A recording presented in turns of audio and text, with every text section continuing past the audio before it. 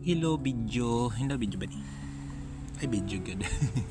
So what's up mga kabidyo, na po ko i-share sa inyo na word na na-encounter na ako habang nagbabasa ko sa kabuk. Di na ako maingon ng title kada mo na sa nabasa, basta nadumduman lang na ako siya bigla yun. Then I encounter this word na diwa na ako siya naintindihi, no man siya.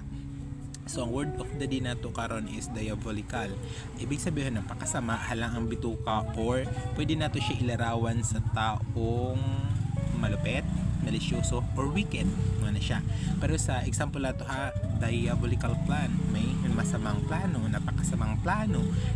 Diabolical smile, oo, yung ngisi nakakatakot na may taglay na masamang binabalak mo na siya. So pareho sa that was a diabolical lie. Sobrang kasinungalingan nun, yung tipong may binabalak talagang manakit. So muna siya ka video and bye.